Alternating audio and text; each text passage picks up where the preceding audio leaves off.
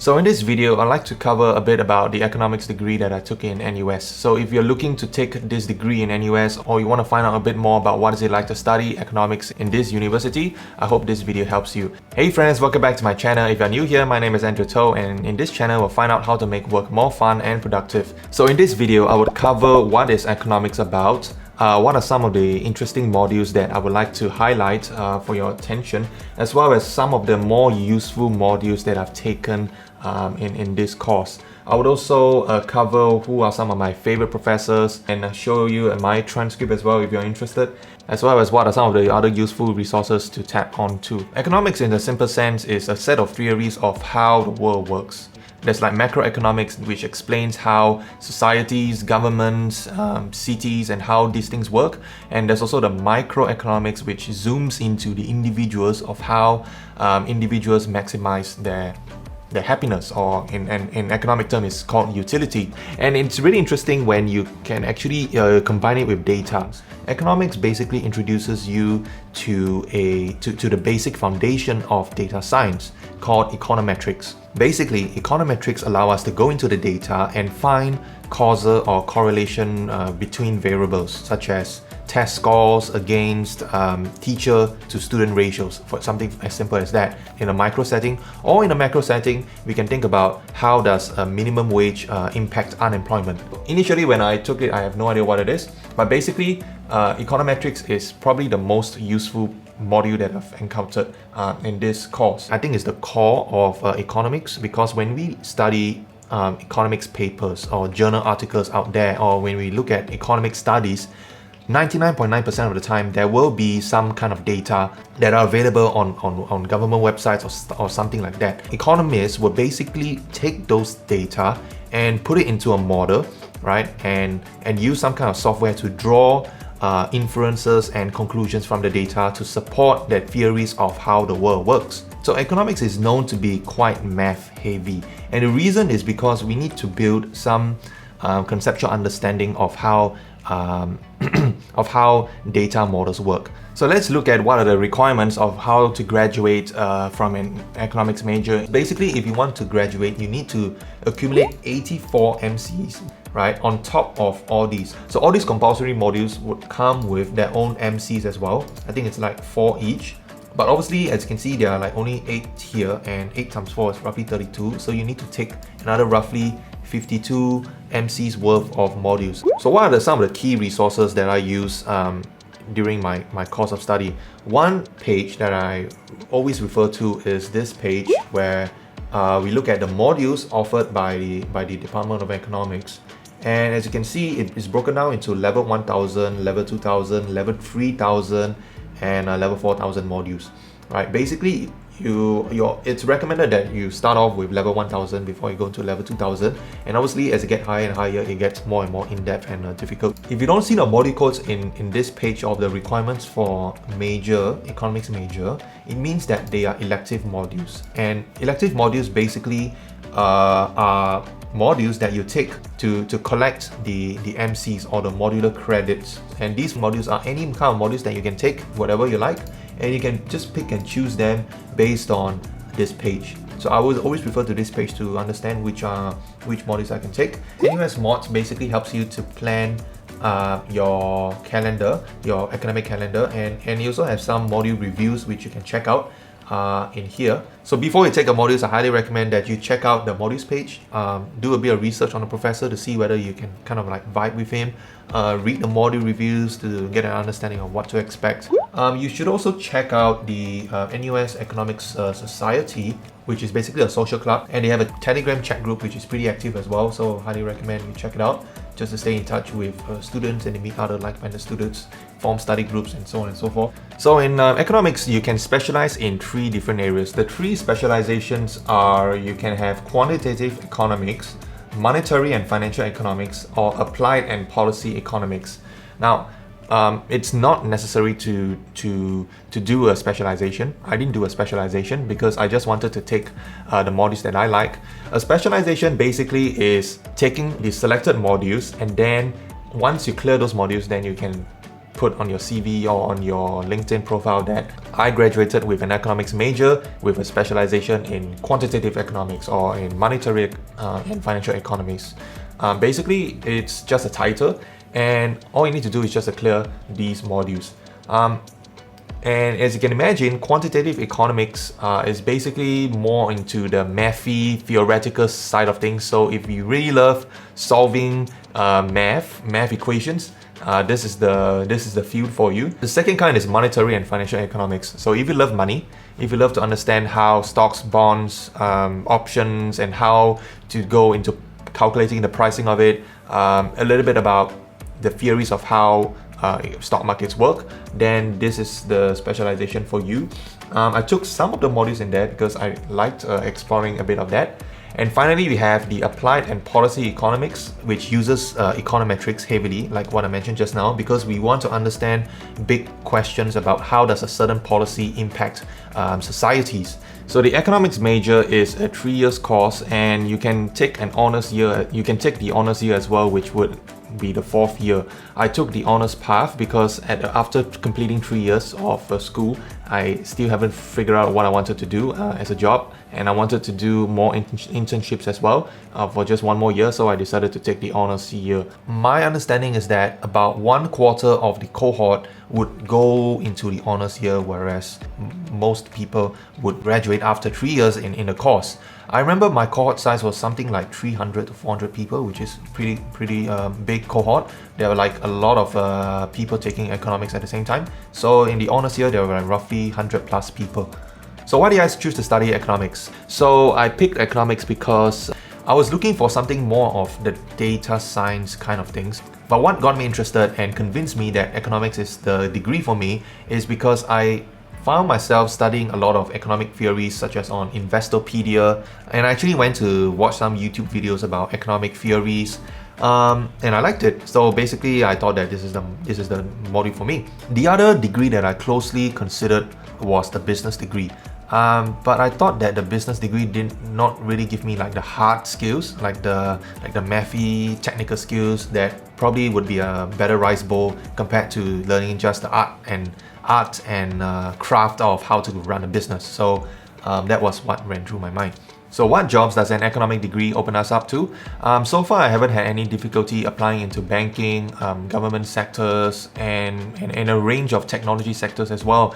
Because the study of economics cover a huge range of how the world works. Generally, the skills of being able to interpret data, come up with your own theories and come up with your own conclusions is going to serve you well in almost any job out there. So I wouldn't be afraid of applying to almost any other jobs out there. The only jobs that I probably can't get into are those that really need some specialty knowledge, such as engineering or medicine or getting into lawyer or getting into legal services. Those are not the kind that I would get into. But overall, an economics degree has helped me to open up into a wide range of positions, from sales to operations to an analyst, to a business analyst. And it has helped me to also give myself a fair chance at being a programmer. And I picked up a bit of programming such as Python or learning a bit of the statistical software, which is programming by itself.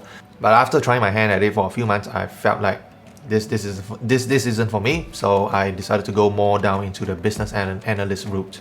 So let's talk about the modules that you can do in the economics degree. Basically, there are just 2 types of modules in my experience.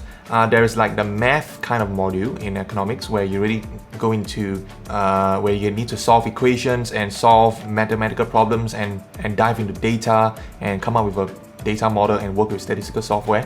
And then there's like the other end of it where you don't have to do any math at all. You basically just write essays. It's kind of a bit like the JC economics if you have taken that in JC, and that's one of those modules I enjoyed a lot because it's a break away from all the math, and it's good to have a balance of both as well, because at the end of the day, economics is a set of theory and we want to understand how beautiful these theories are. So getting into those storytelling, theoretical, essay kind of modules helps us to understand a bit. And basically the exams are like just 3 or 4 essay questions and you just write your hearts out of what you know, right? And you just throw out examples of how you understand how the theories work. So usually people take EC 1301 or 1101E in the early part, in their first semester, just to get a feel of it. It's a pretty easy module because it's just a teeny weeny bit of math in there, and it's more of an overview of economics, what economics is like. So you can expect a lot of storytelling in there as well. I believe I took it under Mr. Yorgo. He's a Greek and he's a phenomenal professor. He doesn't use a microphone because he just speaks and very loudly, and the entire lecture hall can hear him. His classes are fun, but he picks on students as well. So, but he does it of course in a very fun and interactive way, and I highly enjoyed his classes as well. So, highly recommended. If you see a module by him, consider taking it. There is also this interesting module that I've never seen before, and the title is just called Luck. Like what? I don't even know what this is, but if I had a chance to take it, I probably would, because it's by him, and I think it would be a fairly interesting module. Oh, it's also interesting to see that EC 1301 is taught now by Dr. Sid Ming Kok and Connie Cheong and Kelvin Xie. I think these are 3 great lecturers, and they're all very good explainers in helping me to understand how the economic principles work. Yeah, Dr. Sid is more of the banking and finance kind of guy, so he would talk a bit. So he has a lot of stories about how banks work. He talks about the economic crisis in 2008 as well. Dr. Connie Chong is more of the theory side of things. She's very patient in explaining the basic concepts to students as well. And Kelvin Xie, he specializes a bit more in econometrics, more of the data science of things. So if you take his class, you might find that he might emphasize a bit more on that. Each of them have their own specialty in elective modules right down below as well. Next is the level 2000 modules, which are the mandatory modules that we must take. There's like EC 2101, EC 2102, macro, micro.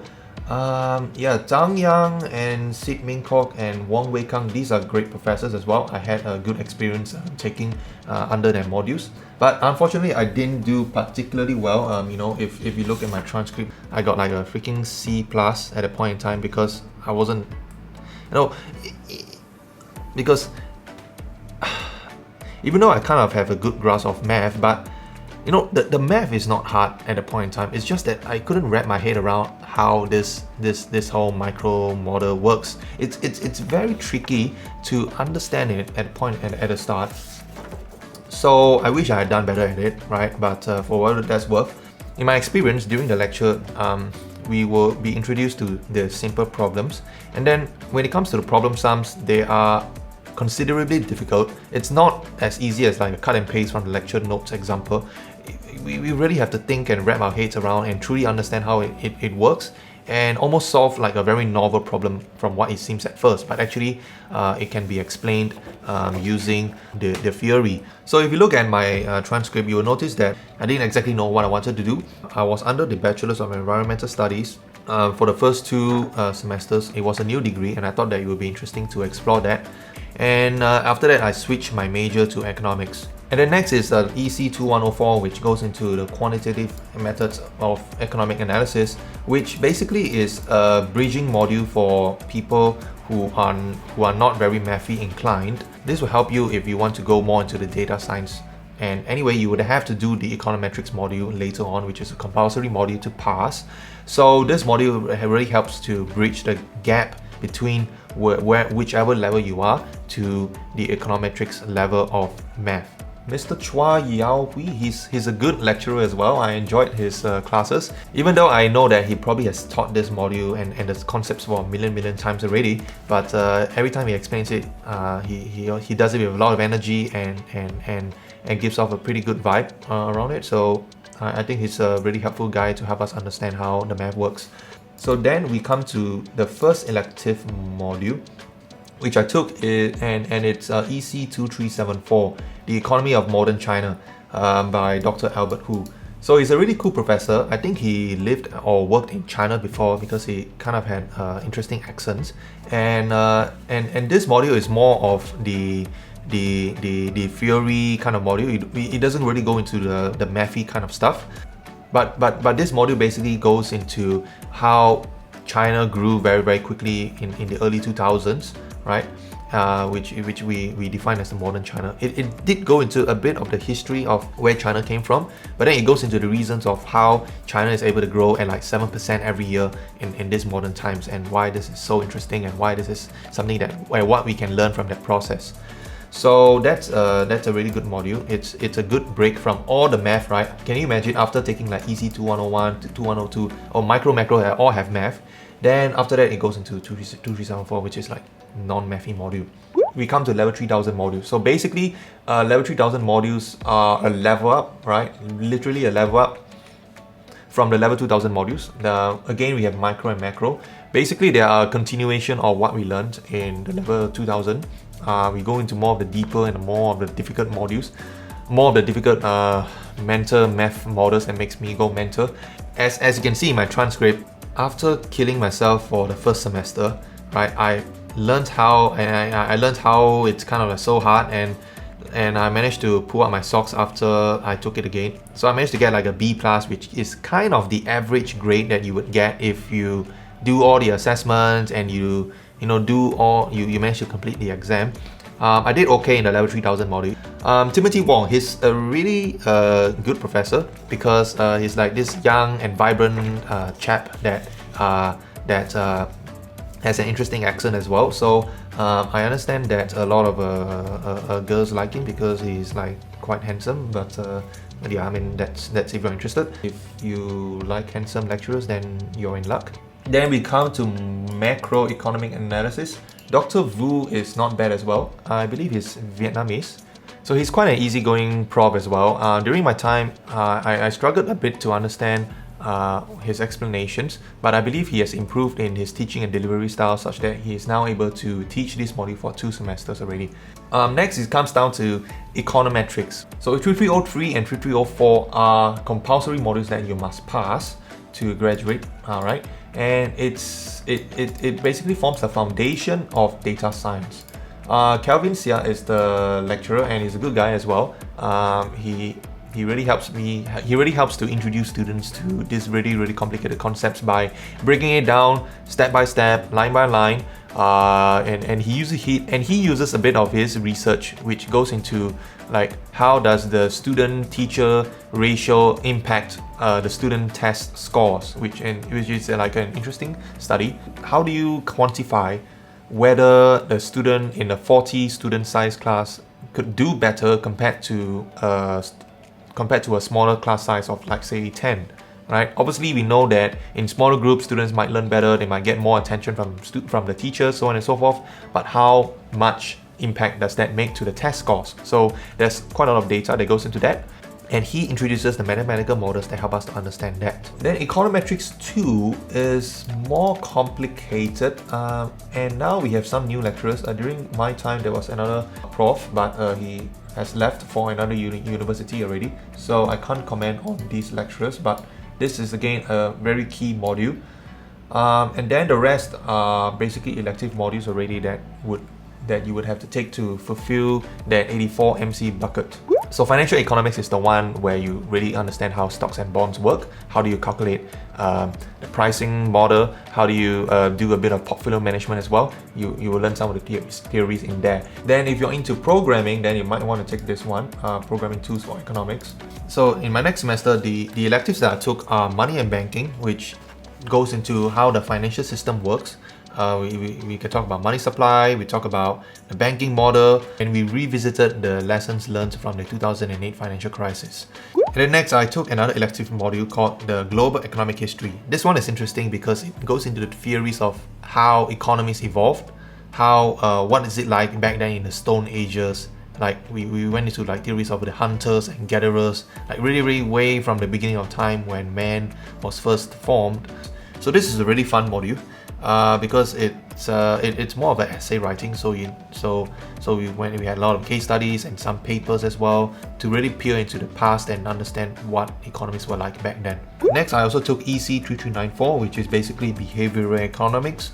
It is a new branch of economics that I highly recommend you to check out because it's introducing some really game-changing, groundbreaking theories that almost to some extent contradict what economists have known for hundreds of years, because it goes more into the micro part of how individuals make choices, and sometimes the choices that we make are not as rational as what theory predicts, and because we have some biases in our brains, and it's just because of how our brains are wired that we tend to pick a choice over the other, even though rationally and mathematically choice A is better than choice B, but we still pick choice B because it just seems more interesting and more tempting to pick. For my social studies SSB, it's basically a compulsory module that we had to pass at that point in time, which is a Singapore Studies module. So I picked the one that is more closely related to economics, since there's the word taxation in there. So as you can imagine, it goes into the study of what Singapore was like back then in the 1940s, 1950s, and especially in early independence, how we grew from like a kampong into a modern city like this. And we analyzed the yearly budgets by the government, and budgets obviously come from taxations of people. So it's a really interesting module. It was conducted in the business school, and I had a lot of fun at it as well. We had a good presentation, so there was a nice A in the bag.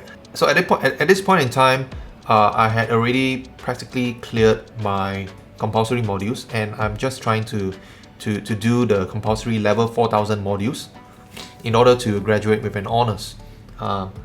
So I basically just picked the modules that I like to study, because so I did economic analysis of law because it was by one of my favorite professors, and I did as well applied econometrics, which again I understood how important econometrics is, so I took another module on this. And then we had like financial microstructure, market microstructure, which talks about how stocks trade at bid and ask prices.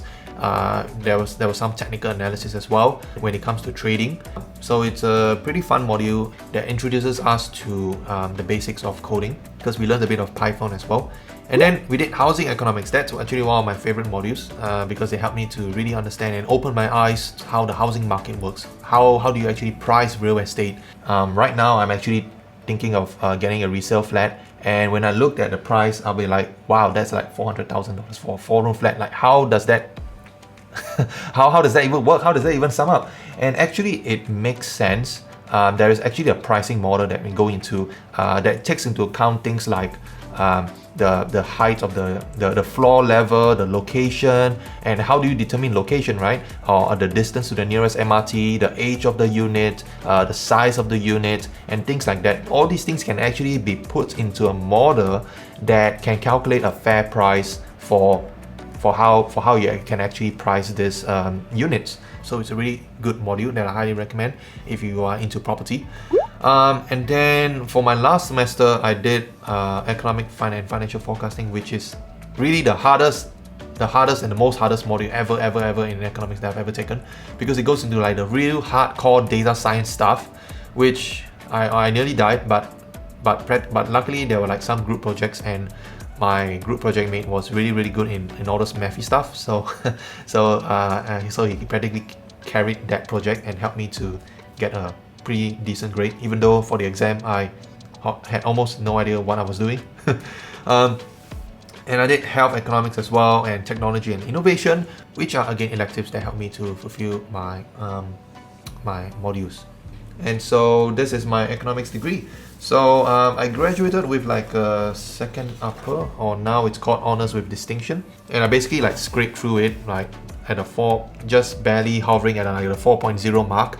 I was kind of conscious of that, and I knew that as long as I can get like a B+, right, 4.0 in terms of CAP, I can like scrape my way through. In my experience during the exams, there's always like 80%. Like we talk about the parental rule, right? The parental principle, which 80% of the exams is more for the bulk of people who have really understood the class.